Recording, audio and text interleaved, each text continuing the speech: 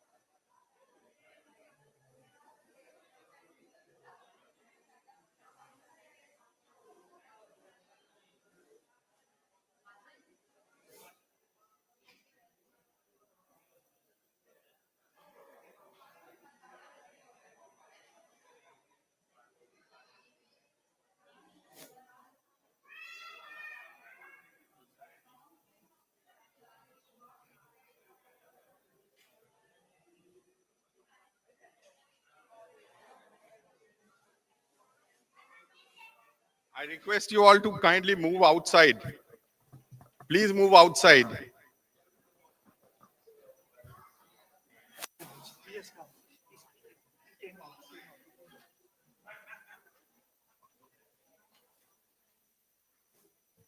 I request you to kindly make way for His Excellency, Sri Sibi George, Ambassador of India to Japan. Good morning, everyone, and a very happy Independence Day to you all. Today, we come together to celebrate the 79th Independence Day of our great nation, India. It is a day to honor and remember the sacrifices of our freedom fighters and the achievements of our nation. We will begin the ceremony with hoisting of the national flag by Ambassador His Excellency Sri Sibi George, followed by the singing of the national anthem by all. I request you all to kindly stand in attention for the flag hoisting ceremony.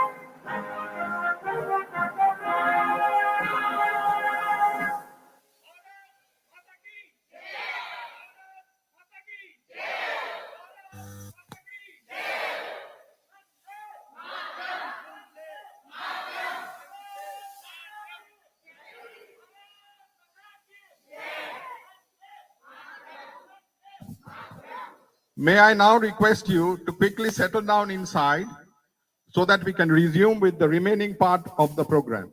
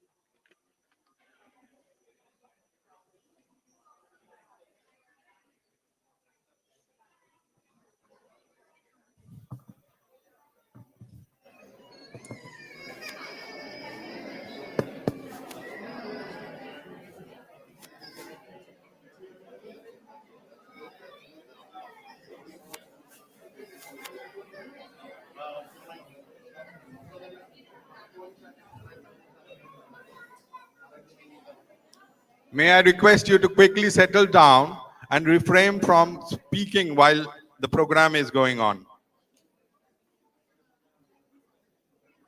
I request you to kindly cooperate.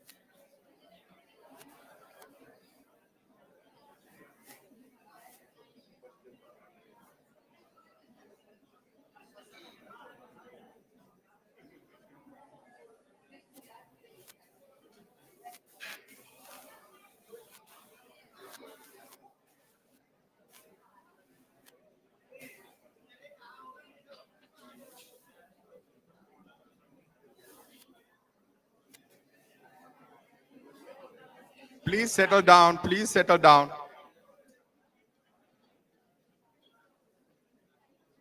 I would now like to invite His Excellency Sri Sibi George, Ambassador of India to Japan, to kindly read the Honorable President of India's message to the nation, followed by Ambassador's remarks.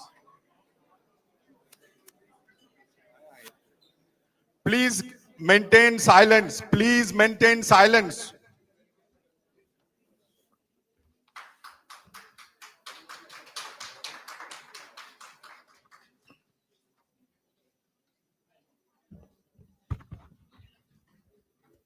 Good morning, everybody. I will read the address to the nation by Honorable President of India on the eve of the 79th Independence Day. My dear fellow citizens, I extend my heartiest greetings to all of you on the eve of Independence Day. It is a matter of pride for all of us that Independence Day and Republic Day are celebrated by every Indian with zeal and enthusiasm. These are the days that especially remind us of our being proud Indians. The 15th of August is a date etched in our collective memory. During the long years of colonial rule, generations of Indians dreamt of the day of independence. Men and women, old and young, from all parts of the country yearned to throw away the yoke of foreign rule. Their struggle was marked by robust optimism, which has continued to propel our progress since independence too. As we salute the tricolor today, we will also be paying homage to the memory of all freedom fighters whose sacrifices won India independence on 15th of August, 78 years ago. After regaining our freedom, we also became a democracy with universal adult franchise. In other words, we, the people of India, put the power to shape our destiny in the hands of each of us without any restrictions of gender, religion, and other factors that had barred many people from voting in other democracies. In spite of many challenges, the people of India made a successful transition to democracy. The transition was a natural reflection of our ancient democratic ethos. India had the oldest republics in the world. It is rightly acknowledged as the mother of democracy. When we adopted the Constitution, it provided the edifice of democracy. We built democratic institutions that strengthened the practice of democracy. We prize our Constitution and our democracy above everything else. As we look back on the past, we must not forget the pain inflicted by the partition of the country. Today, we observed Vibhakshita Smriti Divas, that was yesterday. Terrible violence was witnessed and millions were forced to relocate due to partition. Today, we pay tributes to the victims of the follies of history. Dear fellow citizens, our Constitution contains 4 values as the 4 pillars upholding our democracy. They are justice, liberty, equality, and fraternity. These are our civilizational principles that we rediscovered during the freedom struggle. At the heart of them all, I believe, is the notion of human dignity. Every human being is equal, and everyone deserves to be treated with dignity. Everyone should have equal access to healthcare and education. Everyone should have equal opportunity. Those who had been traditionally at a disadvantage needed to be given a helping hand. Keeping these principles foremost in mind, we started a new journey in 1947. After the long years of foreign rule, India was in utter poverty at the time of independence. But in the 78 years since then, we have made extraordinary progress in all fields. India is well on the way to becoming a self-reliant nation and is moving ahead with great confidence. In the economic field, our achievements are all the more noticeable. With a GDP growth rate of 6.5% in the last fiscal, India is the fastest growing among the major economies in the world. Even amid stress in the global economy, demand at home is pacing ahead. Inflation has remained under control. Exports are rising. All key indicators show the economy in the pink of health. This is as much due to carefully calibrated reforms and sagacious economic management as due to hard work and dedication of our workers and farmers. A large number of people have been pulled out of poverty through good governance. The government has been running a series of welfare initiatives for the poor and also for those who have risen above the poverty line but are still vulnerable, so that they do not fall below again. This is reflected in the rising expenditure on social services. Income inequality is reducing. Regional disparities are also disappearing. The states and regions, earlier known for weaker economic performance, are now showing their true potential and catching up with front runners. Our business leaders, small and medium industries and traders have always exhibited a can-do spirit. What was needed was removing the bottlenecks in the path of wealth creation. That is so visible when it comes to infrastructure development over the past decade. We have expanded and strengthened the national highway network under the Bharatmala Pariyojana. The railways too have innovated, introducing new types of trains and coaches equipped with latest technologies. The inauguration of the rail link in Kashmir Valley is a major accomplishment. Rail connectivity with the valley will boost trade and tourism in the region and open new economic possibilities. This engineering marvel at Kashmir is a historic milestone for our country. The country is rapidly urbanizing. Hence, the government has been paying special attention to improve the conditions of the cities. Addressing the key area of urban transport, the government has expanded metro rail facilities. The number of cities with a metro rail service has gone up multifold in a decade.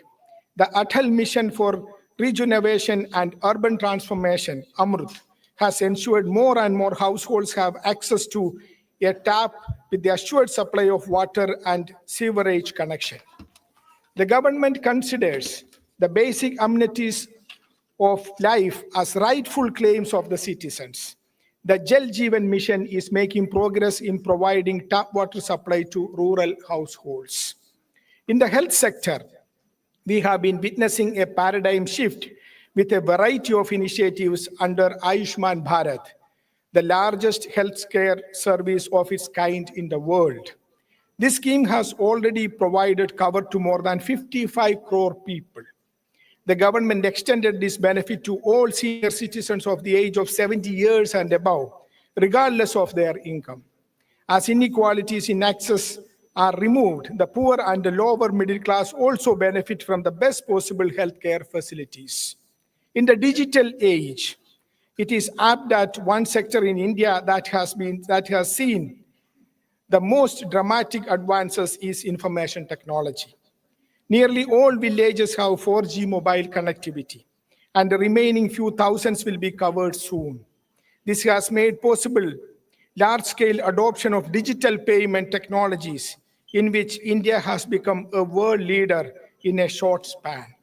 It has also supported direct benefit transfer, which ensures that welfare benefits reach the intended beneficiaries without glitch and leakage. More than half of the total number of digital transactions in the world take place in India. These developments have created a vibrant digital economy whose contribution to the country's GDP is increasing year on year. Artificial intelligence is the next stage of technological advancement and has already entered our lives. The government has launched the India AI mission to strengthen the country's AI capabilities. It is also helping to build AI models that answer to India's specific requirements.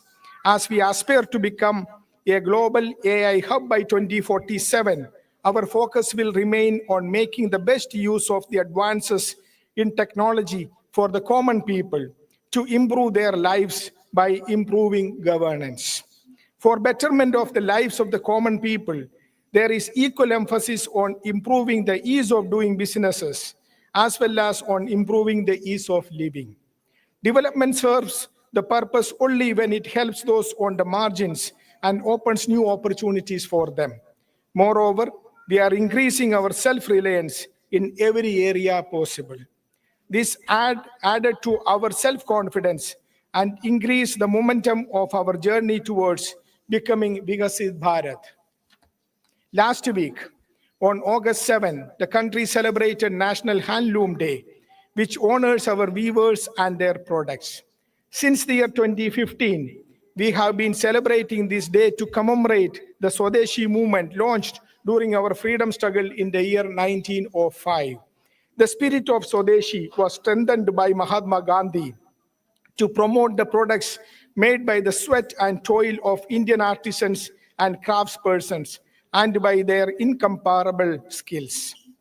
The idea of Swadeshi has been inspiring our national endeavors like Make in India initiative and Atmanirbhar Bharat Abhiyan. Let us resolve to buy and use Indian products. Dear fellow citizens, the all-round economic growth, complemented by social sector initiatives, has placed India well on the path of becoming a developed economy by 2047. With the nation marching ahead during the Amrit Kal, I see all of us contributing to the best of our ability. I believe there are three sections of society that will lead us on this path: youth, women, and communities that had for long remained on the margins. Our youth have finally found the right environment for the realization of their dreams. The national education policy has brought in far-reaching changes, aligning learning with values and skills with the tradition. Employment opportunities are booming. For those with entrepreneurial aspirations, the government has created the most conducive ecosystem. Fueled by young minds, our space program has witnessed unprecedented expansion. I am sure that Shubhanshu Shukla's space journey to the International Space Station has fired a whole generation to dream bigger. It will prove extremely helpful for India's upcoming human space flight program, Gaganyaan. Brimming with a new confidence, our youth are making a mark in sports and games. Chess, for example, is now dominated by India's youngsters like never before. We foresee transformative changes which will establish India as a global sporting powerhouse under the vision contained in the National Sports Policy 2025. Our daughters are our pride. They are breaching barriers in every field, including in the areas of defense and security. Sports are among important indicators of excellence, empowerment, and potential. A 19-year-old girl and a 38-year-old woman from India were the finalists in the FIDE Women's World Cup for Chess Championship. This underlines the sustained and globally comparable excellence across generations among our women. The gender gap in employment has also been reducing. With Nari Shakti Vandan Abhinayam, the empowerment of women is no longer a slogan but a reality. People belonging to a major segment of our society comprising scheduled castes, scheduled tribes, backward classes, and other communities are shedding the tag of marginalized. The government has been actively helping them to realize their social and economic aspirations with several initiatives. India is moving ahead at a faster pace towards realizing its true potential. As our reforms and policies have created an effective platform, I can see a bright future ahead in which every one of us will be energetically contributing to the prosperity and happiness of all of us. We are moving ahead towards that future with a sustained good governance and zero tolerance for corruption. Here, I am reminded of an important statement by Mahatma Gandhi. He had noted, and I quote, "Corruption and hypocrisy ought not to be inevitable products of democracy. Let us pledge to realize Gandhiji's ideal and weed out corruption." Dear fellow citizens, this year we had to face the scourge of terrorism. Killing innocent citizens on holiday in Kashmir was a cowardly and utterly inhuman act. India responded in a decisive manner and with a steely resolve. Operation Sindoor showed that our armed forces are prepared to meet any eventuality when it comes to guarding the nation. With strategic clarity and technical capability, they destroyed terrorist hubs across the border. I believe Operation Sindoor will go down in history as an example in humanity's fight against terrorism. In our response, what was most noticeable was our unity, which is also the most befitting response to those who wanted to divide us. Our unity was on display also in the multi-party delegations of the members of parliament that reached out to various nations to explain India's position. The world has taken note of India's stance that we will not be the aggressor, but will not hesitate to retaliate in defense of our citizens. Operation Sindoor was also a test case of the Atmanirbhar Bharat mission in the defense sector. The outcome has proved that we are on the right path. Our indigenous manufacturing has achieved a critical level that makes us self-sufficient in meeting many of our security requirements. These are landmark achievements in India's defense history since independence. Dear fellow citizens, I would like to take this opportunity to urge all of you to do what you can to protect the environment. To respond to the challenge of climate change, we must also change. We must change our habits and our worldview. We must change our relationship with our land, rivers, mountains, and with flora and fauna. With contribution of all of us, we will leave behind a planet in which life will be flourishing in natural order. Dear fellow citizens, I have in mind especially the soldiers guarding our borders and the police as well as central armed police forces. I extend my greetings to the members of the judiciary and civil services. My Independence Day greetings to the Indian officials in the missions abroad and also to Indian diaspora. I once again extend my greetings for Independence Day. मैं एक बार फिर आप सभी को स्वाधीनता दिवस की बधाई देती हूँ. धन्यवाद. जय हिंद. जय हिंद. जय हिंद. जय भारत. जय भारत. जय Bharat. Thank you.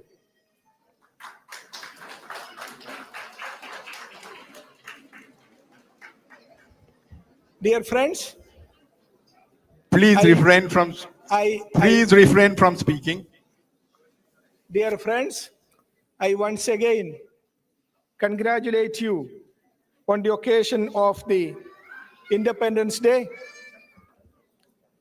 Let us join our 1.5 billion brothers and sisters in India and millions of Indian diaspora and our friends across the world to celebrate this great occasion. I thank each one of you for coming forward today, early morning, on a summer hot day. Welcome each one of you. Independence Day is an occasion to remember and pay homage to our freedom fighters and our national heroes who sacrificed their lives for India. It is also an occasion for us to rededicate ourselves to the cause of protecting our freedom, our sovereignty, our independence, our strategic autonomy, especially when we see multiple attacks on us, including terror attacks from across the border. As Honorable Rashtrapati has mentioned, this year we faced gruesome terror attack in Pahalgam in Jammu and Kashmir, when innocent civilians were killed by Pakistani terrorists. As Honorable Rashtrapati said, Operation Sindoor showed that our armed forces are prepared to meet any eventuality when it comes to guarding our nation. Operation Sindoor also made it clear that India has zero tolerance towards terrorism. Terror and talks cannot go together. Terror and trade cannot go together. Blood and water cannot flow together. Independence Day is also an occasion for us to dedicate ourselves to continue to contribute to building Atmanirbhar Bharat during our Amrit Kal journey for the next 25 years when India marches to become a developed country by 2047. Dear friends, it has been almost 3 years since I have assumed the charge of Ambassador of India in Japan. Please listen, please listen, Refrain from speaking. please listen, please listen. Okay, it's an important occasion. Let us listen carefully. Thank you. Silence. Silence, please. We are all disciplined Indians, no? Let us keep quiet.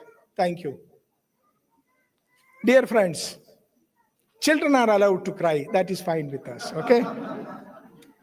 It has almost been 3 years since I have assumed the charge of ambassador here in Japan. For me and my wife Joyce, this is an important occasion today, as this is the last Independence Day celebrations for us in Japan. I use this opportunity to say goodbye to each one of you for all the support you extended to me and my team in our efforts to build our bilateral relations with Japan. For us, it has been a wonderful experience, traveling the length and breadth of this beautiful country, covering all the 47 prefectures of Japan and its major cities. What I have witnessed during these visits and in my interactions at all levels is a real momentum, an overwhelming enthusiasm, a spirit of partnership towards building a relationship with India. Wherever I went, I came across a large number of stakeholders, companies, big, medium, small, eager to look at India. There is more coverage of India in Japanese media today, both national and local. Indeed, there is a real momentum. It is not just me who would be saying goodbye. I have some of my officers who are here who would also be leaving soon. They have played an important role in building our bilateral relationship. I have Mr. Shishir Kothari, the counselor who is here. Is he here? Yes. He would be leaving. We have a counselor, Madam Norden, who is here. She would also be leaving to India. We have a director of our cultural center, Madam Kanika Agarwal, who is now going to Osaka because we are celebrating the National Day at the India Pavilion today. So she is in Osaka. And of course, after a few months, our captain would also be leaving. Captain Majish Matthew is here. Yes. I thank them for all the support they have and service they extended to the country and the support they extended to me. Dear friends, today we have an excellent relationship with Japan, a special strategic and global partnership. Why do we call it special? We call it special because we have no history of conflicts. We have only history of friendship. That is the solid base on which we build our relationship. We also have a civilizational connect. You go to any part of this beautiful country, you will see an India connect. It may be Daikokutan and Lord Shiva. It may be Goddess Saraswat. It may be Lord Ganesha. There is a connect all across. There is the connect of Buddhism. And this is the solid foundation on which we are building our relationship today. And both, not only in bilateral, but also in plurilateral, like the Quad we have heard about. In the last 3 years, there have been several bilateral high-level exchanges. We had the visit of Hon'ble Prime Minister in 2023, External Affairs Minister, Finance Minister, Environment Minister, Railways and IT Minister, Health Minister, Textiles Minister, to mention a few. We also had the visit from Japan to India of Prime Minister, Foreign Minister, Métis Minister, Environment Minister, Finance Minister, Health Minister, Defense Minister, Speaker of the Parliament, to mention a few. We recall the unveiling of the statue of Mahatma Gandhi in Hiroshima by Honorable Prime Minister at the Peace Park. We also recall the unveiling of the statue of Mahatma Gandhi at the Edogawa Park, which is now called the Gandhi Park, by Honorable External Affairs Minister. I recall the unveiling of the statue of Sir C.V. Raman in Shimane University this year. We have a number of high-level visits, including that of Honorable Prime Minister, coming in the next few months. Dear friends, I would like to touch upon the significant progress we made in our political, economic, and business relationship, and also in expanding our people-to-people connect. I am particularly happy to note the progress we made in our defense exchanges, including in defense technology collaboration. In our Amritkal journey, we consider Japan as an important partner. The mission has taken several steps to make Japan a key partner in our Atmanirbhar Bharat and in our 3Ts project, that is trade, technology, and tourism. We have been celebrating India in Japan every day. As Indians, we have so much to celebrate, so many national heroes to remember and pay homage to. We celebrate all the festivals of India in Japan. We also celebrate the contributions of all our national heroes. We endeavored to promote India in Japan, including our Ayurveda and our yoga. This year, our International Day of Yoga celebrations witnessed 2,500 participants at 6:30 in the morning, and the chief guest was the spouse of the Honorable Prime Minister of Japan. In 2023-25, we celebrated India-Japan Year of Tourism under the theme Connecting Himalayas with Mount Fuji. This year, we are celebrating India-Japan Year of Science, Technology, and Innovation exchanges. The three outreach platforms that we set up, Indian Cultural Network, Indian Professionals Network, and Indian Business Network, are contributing in promoting our relationship. Similarly, the thematic library project continues to be active. I recall the 12 hours non-stop continuous cultural program we organized in the embassy last month. I thank the community for all these efforts. I also invite you to visit the India Pavilion in Osaka at the Osaka Expo, which has become one of the most visited pavilions, with 3 rounds of yoga every day, with a model of our Chandrayaan mission kept there. So it has become a huge attraction for everyone who is visiting the expo. Dear friends, I invite you all to join us in celebrating India in Japan. Always remember, Indian Embassy in Tokyo is a home away from home for all our Indian diaspora. All are always welcome to visit the embassy. Let me conclude by thanking the children who are here to sing our national anthem and our patriotic songs. I thank you all for joining us today. See you again in 2047 when we become a developed country. Once again, I wish you all a very happy Independence Day. Thank you.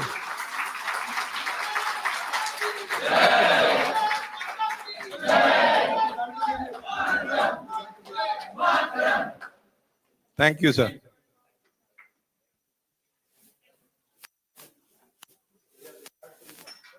am thankful to Mr. George, our embassy, our officials, that we are here due to their invitation. I am really very thankful, and I am proud of you that you are coming back to Delhi, and hopefully you will go more ahead. Thank you, sir. Thank you very much. It's my pleasure, and ma'am, thank you very much. All of you, sir, you are great officers with us for us here in Japan. We are retired police officers, active police officers from Delhi. Are here, and again, thank you. Jai Hind, sir.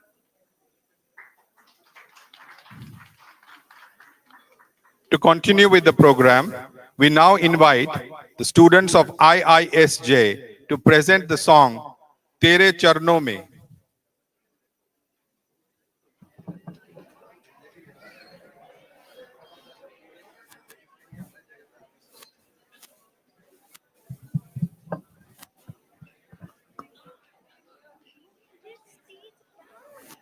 Please maintain silence. I request you to please maintain silence while the program is going on.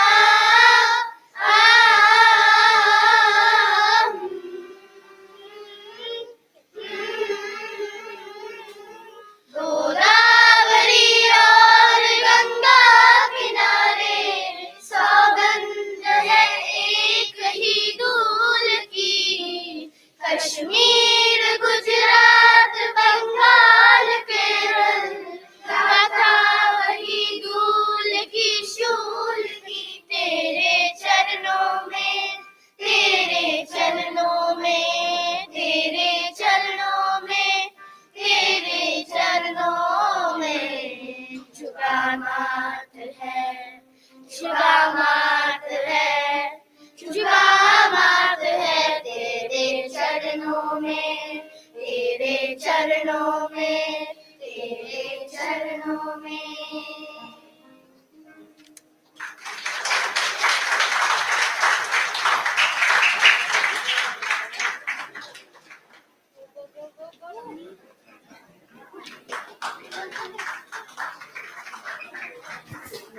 Thank you, children, for the beautiful song.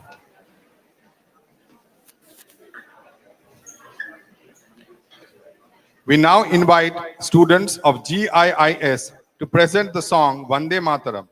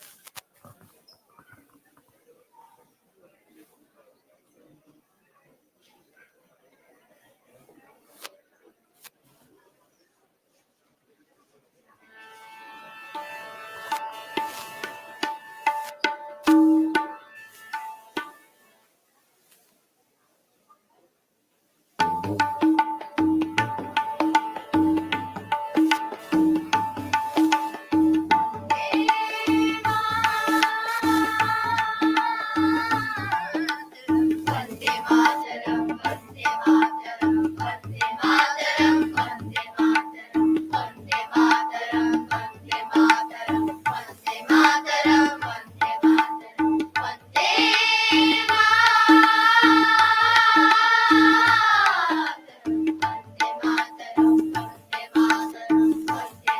मातरम, वंदे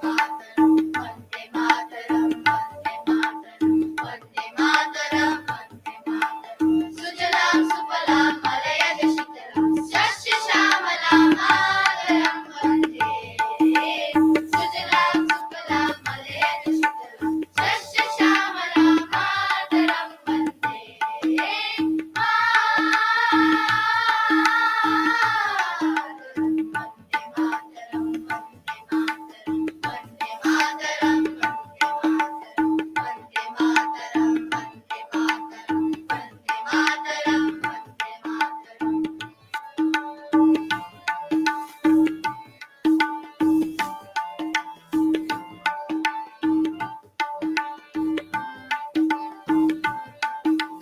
शुभ्रजोत्स्ना पुलकितयामिनी पुल्लकुसुमिता धुमधरशोभिनी।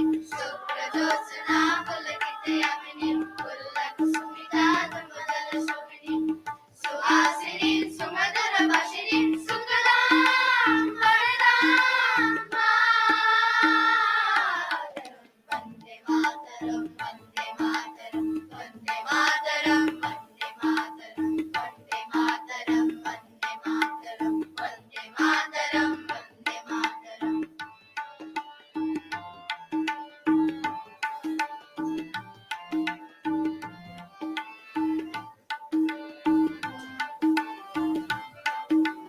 सप्तकोटि घंटा कल कल निनाद करले, सप्तकोटि भुजैर्घटा कर करवाले। सप्तकोटि घंटा कल कल निनाद करले, सप्तकोटि भुजैर्घटा कर करवाले। अबला के नोमाय तो बाले कलुवर धरणि नमामि धरणि त्रिपुदल वारिणि मातरं वन्दे।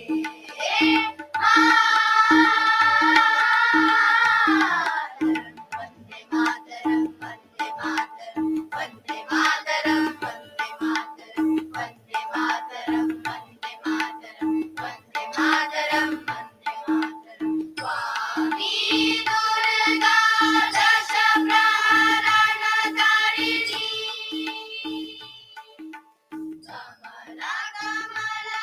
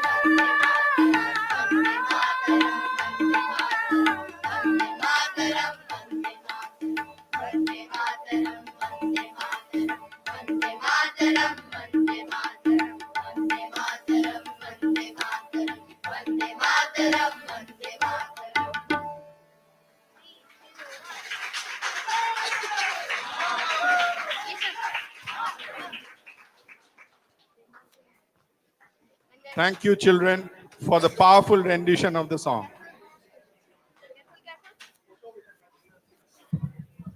Students, please remain in your positions for a photograph with His Excellency Ambassador.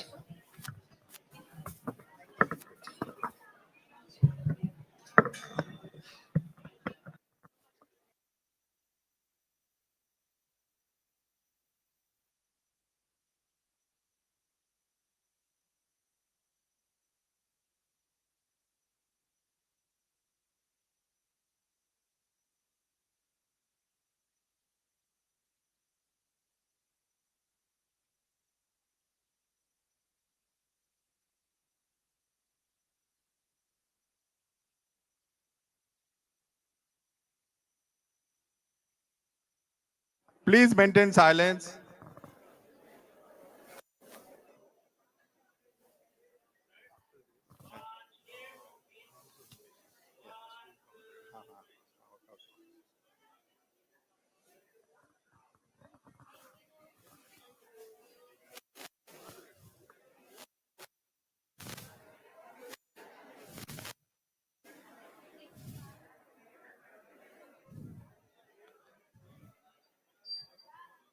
I request students of IISJ to kindly come on stage.